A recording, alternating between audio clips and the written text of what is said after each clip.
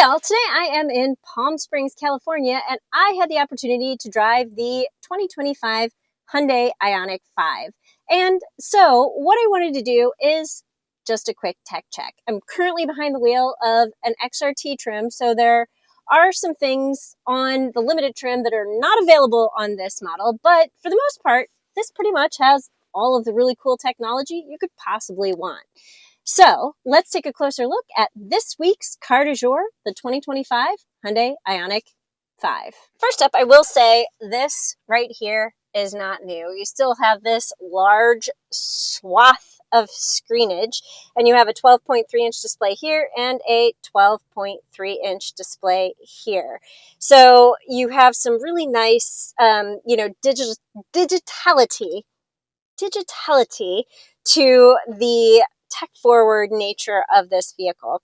Something that is new isn't these four dots, but the fact that I call these dots emotive. So if you're going to change your drive mode, it kind of changes colors as you change the drive mode. I think that looks really cool.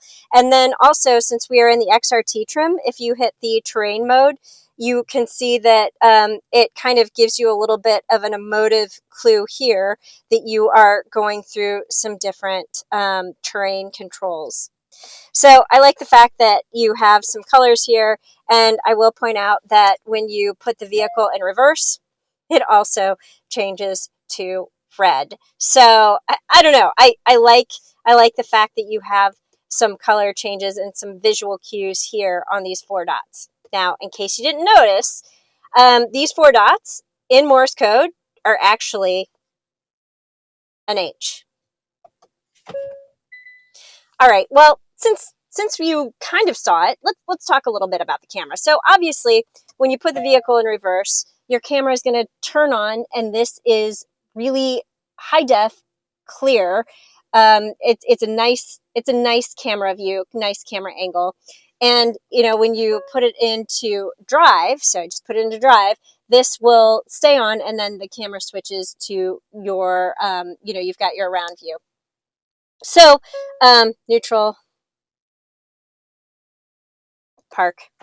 Okay, so obviously the camera's going to switch on when you put it into gear, but you do have a button right here that you can press and you can turn it on as well. So while we are not in gear, I will show you the fact that you do have dynamic guidelines. I appreciate that. So as you are turning your wheel, you can see where the vehicle is going to go, the trajectory. I like dynamic guidelines because I always back into my spaces in Chicago, and just super helpful.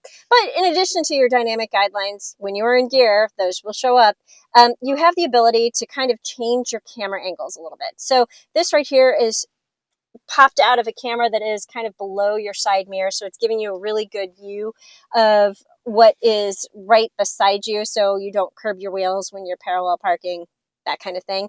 But this I really like. So you get your camera, and then you can just kind of take your finger around, and you can just get a really good view of what is surrounding the vehicle in different areas. And these are just using the cameras in the front, the back, and on the side mirrors. And then it maintains your around view here on this side. So I like the fact that you have different views, different angles, and different ways to see what's going on around the vehicle. And just the fact that this is super high def. I mean, you can see the the trail rash on the side of the vehicle. That's how high def these cameras are. So I like that. Moving into the infotainment system, you do have a very swipeable infotainment system here. So you can move through the different screens pretty easily. And, the map is really good and fairly high def as well. I like the fact that you have the ability to do a little bit of a split screen here. But you don't have to have the split screen if you don't want it. You can have the map take up the whole screen. Now, unfortunately, because I am filming with my phone, I can't show you this, but I'll pop a picture in the background while I'm talking. This does have wireless Apple CarPlay, and it fills out the screen really well. And this is a big update for the 2025 model year, because previously you had to wire in. Now, the only thing that I will say is a little bit annoying about the Apple CarPlay system in the Hyundai vehicles is you still have to press the little Hyundai icon in order to return to your native home screen system. So that's just a little bit of an integration issue that they're still kind of working with. I like the systems that actually have a map on the side that allow you to switch between Apple CarPlay and your native system without having to hit like an icon or, a home button or something like that. So Hyundai, just something to think about. Also for 2025, Hyundai has improved this right here, the wireless charger. I found during my drive that I could have my phone straight on here. I could have it askew. I could have it partially on here, and it still managed to charge my phone. And this right here shows the state of charge for your phone. It's a little animation, and it turns green, showing that your phone is charging. And I really like that. Plus, I will say that I had my phone in here for a solid hour and a half. It did not overheat my phone, and it continued to charge my phone the entire time. It did heat up my phone a little bit, but it wasn't hot to the touch. I didn't feel like I was handling a hot potato. So I really appreciate the fact that this was vastly improved for the 2025 model year. That gets a huge thumbs up in my book. I like to use the wireless charger while I'm using the wireless Apple CarPlay. So there you go. Now, another thing that Hyundai has changed for this model year is going to be this area right here. So, they've changed your HVAC controls, have a dial for your tuning, and, then you have some buttons for your features that will take you to your map, to your home button. And so I like the fact that you have physical buttons in addition to the ability to use the touchscreen. I'm a huge fan of redundant controls because I think that people should be able to interact with technology how they want to interact with technology. So I appreciate that. The other thing that Hyundai has done is they have given you physical controls here for your heated seats and your heated steering wheel, for your camera button. And it's in a pretty logical location. And, if you are driving and, okay, so you have your hand on the steering wheel, it's just pretty easy to come back here and hit these buttons. So I like the location. I like the physicality. And I will point out in the limited trim, you also have ventilated seats.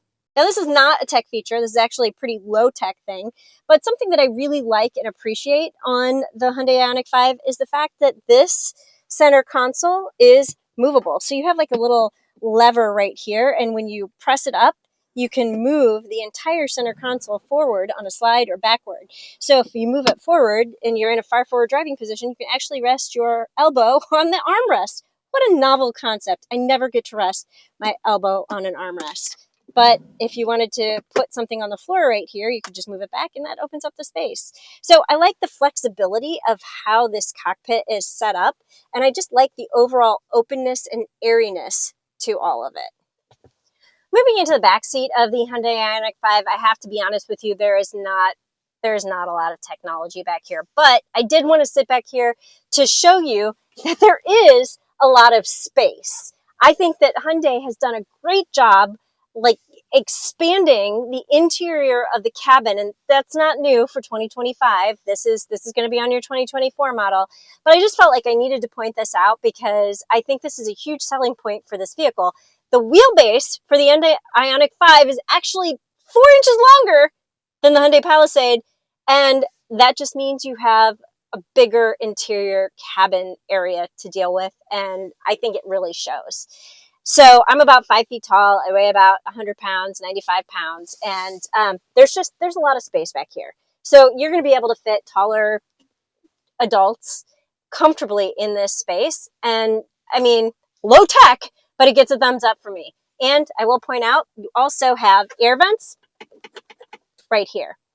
The only other tech feature you've got going on is you have some USB-C charge ports in the back of the center console. But yeah, that's it. I have 2 more tech features that I want to talk about, but we got to go outside for that. All right, the next tech feature I want to talk about is going to be this right here. This has the smart trunk on it, and essentially what that means is if you come up behind the vehicle with the key in your pocket, the liftgate will automatically open because it senses that you are nearby. I both love and hate this tech feature. It is great when you're at a grocery store, Walmart, Costco, whatever, and you're coming up behind the vehicle and the trunk just opens. It's very easy then to load your stuff into the vehicle. However, in Chicago, I live in a my apartment is detached from my garage. So that means I have to walk up to the garage and unlock the door before I can get into my garage. And I'm doing this from the outside. Well, when I back into my garage and I'm in a Hyundai or a Kia vehicle and the back end is near the door into the garage, the key and the vehicle sense each other as I'm trying to unlock my door into the garage. And very often when I have a Hyundai, Kia, or Genesis vehicle in my garage with the smart trunk feature enabled, before I even get into my garage, the trunk opens. Yeah, the good news is you can turn this off. You have to go into your vehicle settings in the center console, but you can turn it off. I love this feature, but I hate this feature. So I will be honest with you, in Chicago specifically, more often than not, I turn it off. Now, the next thing that I want to talk about, and this is the final tech feature on this vehicle that I want to mention, is going to be the fact that this has a factory installed North American charging standard port. So for those who aren't familiar, this is a Tesla charging port.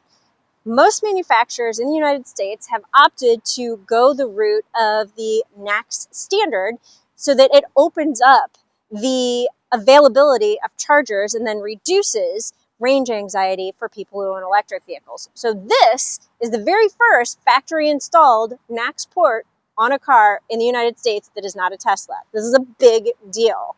This is a big deal. But what is even a bigger deal is the fact that though this has a NACS port, Hyundai is going to give owners a CCS converter. So you can go to a NACS charger, a Tesla supercharger, or you can go to an EVgo or Electrify America or ChargePoint and use the converter to be able to charge at those locations as well. So it opens up this huge variety of charging options for you as an Ioniq 5 owner. And that is amazing. And that is a huge technical advantage that this vehicle has that pretty much no other non-Tesla vehicle has right now. It's coming. This is first. It's a big deal. So that is just a very brief, quick look at some of the technology on the 2025 Hyundai Ioniq 5. Thanks for sticking with me, and I will see you next time with a new Car du Jour.